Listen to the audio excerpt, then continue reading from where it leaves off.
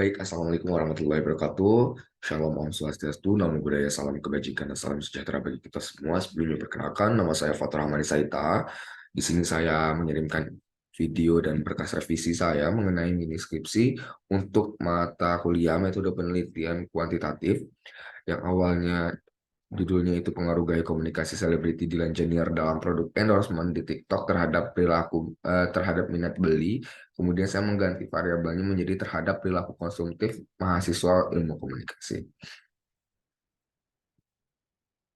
Selanjutnya, di sini ada latar belakang mengenai pengembangan dan penggunaan teknologi oleh manusia semakin pesat sehingga menghasilkan inovasi-inovasi. Nah, di latar belakang ini, salah satu manfaat dari internet, kalau saya menjelaskan sedikit mengenai salah satu manfaat di internet, yaitu adanya konsep baru yang dapat digunakan untuk memperluas penggunaan sekaligus memanfaatkan jaringan internet dan koneksinya untuk dalam bidang bisnis, salah satunya khususnya usaha perdagangan internet, dapat digunakan sebagai medium atau perantara untuk penjual dan pembeli tanpa harus bertatap muka. Nah, di sini sebenarnya latar belakang saya itu lebih banyak tentang bagaimana sih pemanfaatan teknologi digital untuk memenuhi kebutuhan perilaku konsumtif dari mahasiswa ilmu komunikasi terutama.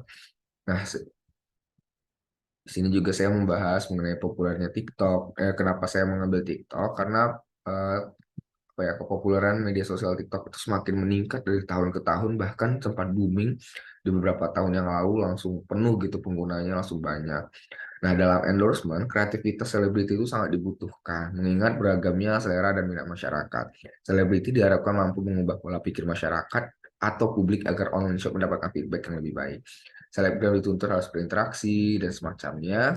Lalu di sini melihat fenomena tersebut, peneliti tertarik mengambil topik penelitian mengenai gaya komunikasi yang diterapkan oleh selebritinya, selebriti TikTok Dilan Janiar dalam produk endorsement di media sosial TikTok.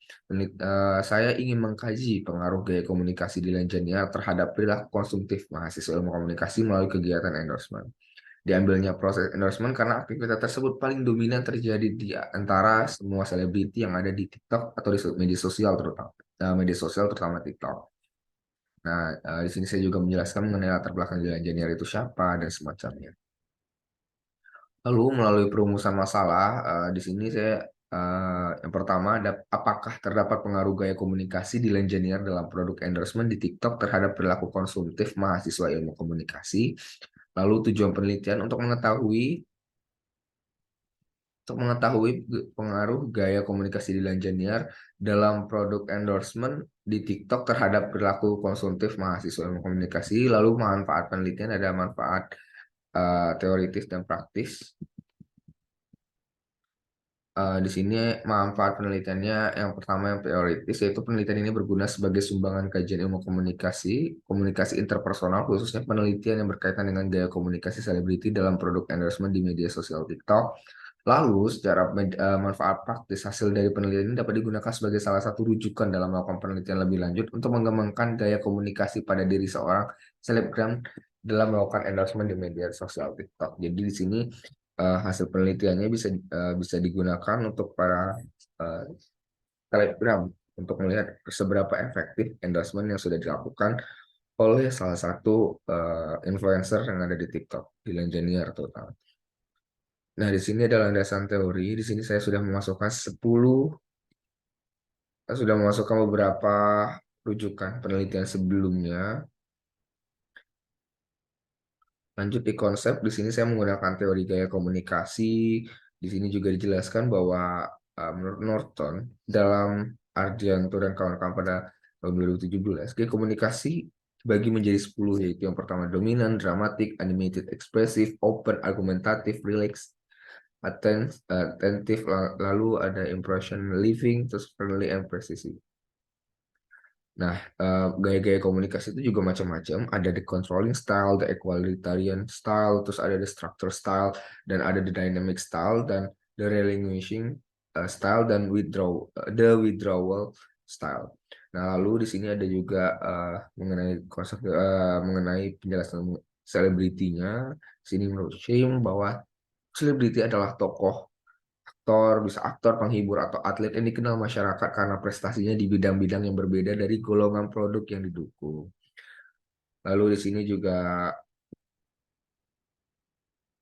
dijelaskan bahwa celebrity endorser itu ada 3 bagian. Yang pertama ada daya tarik, attractiveness, terus ada keahlian, expertise, dan kepercayaan, trustworthiness. Nah, ini sebenarnya yang paling penting di apa ya, yang dimiliki oleh influencer ketika brand akan menyewa sebuah influencer gitu, melakukan campaign dengan sebuah influencer. Di sini mengacu pada kejujuran, integritas yang dapat dipercaya oleh masyarakat. Karena kepercayaan ini penting sekali untuk akhirnya produk itu dipercaya atau tidak oleh masyarakat. Lalu ada variabel, di sini ada variabel dependennya yaitu perilaku konsumtif mahasiswa, ilmu komunikasi. Nah, di sini sebenarnya lebih menjelaskan secara dasar basicnya mengenai minat-minatnya. Lalu di sini ada variabel independennya yaitu gaya komunikasi selebriti. Nah, di sini ada tadi sudah sebenarnya merujuk pada teori-teori yang sudah disebutkan tadi.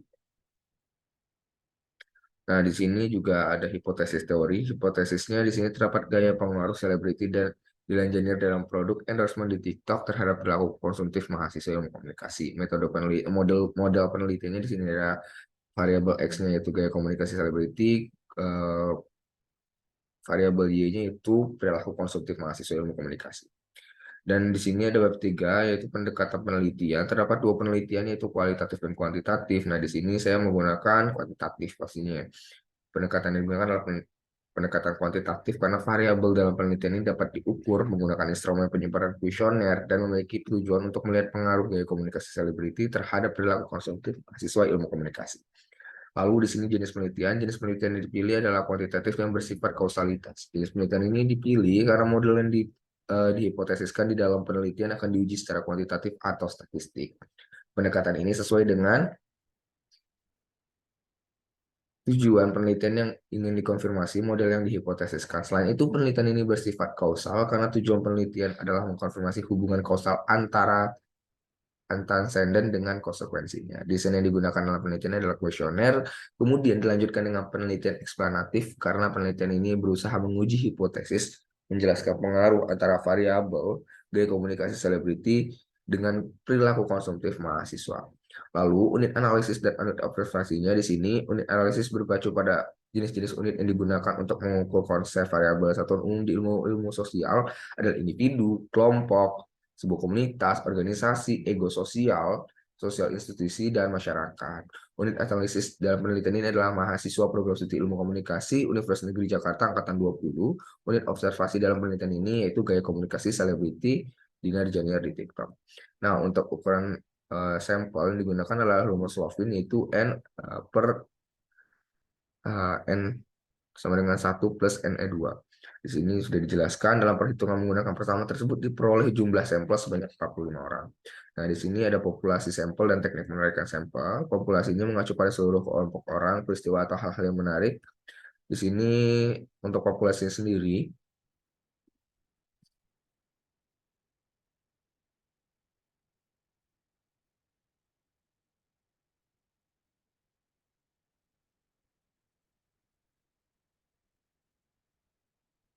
jumlah populasi dalam penelitian ini yaitu mahasiswa ilmu komunikasi program studi ilmu komunikasi Universitas Negeri Jakarta adalah mahasiswa program studi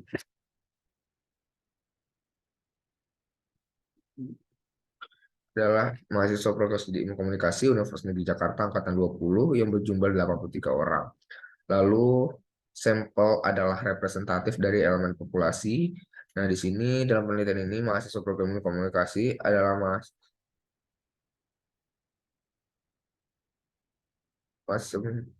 yang berjumlah 45 orang. Nah, teknik penarikan sampelnya itu ada 2, yaitu probability sampling dan non-probability sampling. Karena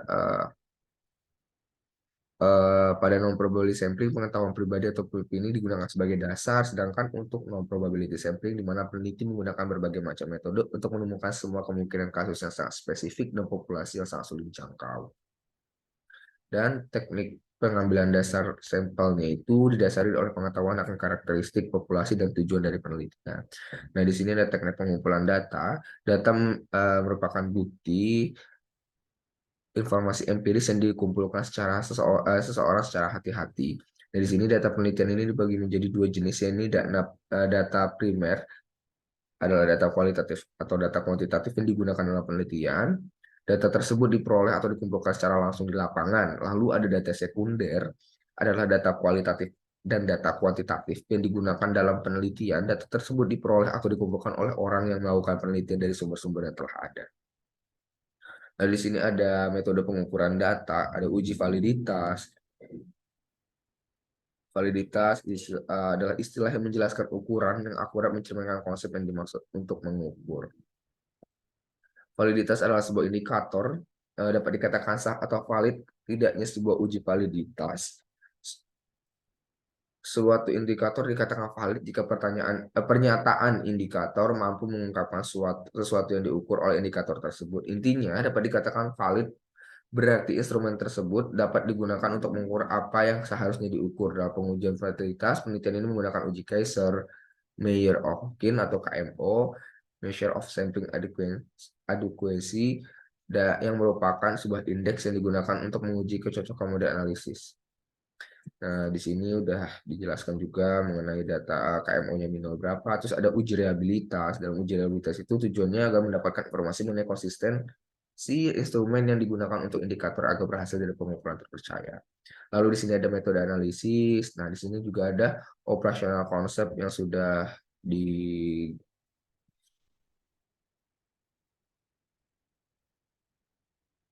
eh, sudah dibikin mengenai per variabelnya, dimensi indikator dan semacamnya. Lalu cukup di belakang juga sudah dijelaskan lampiran mengenai kuesioner. Terima kasih sebelumnya. Mohon maaf kalau ada salah kata. Saya Fatur pamit undur diri. Wassalamualaikum warahmatullahi wabarakatuh.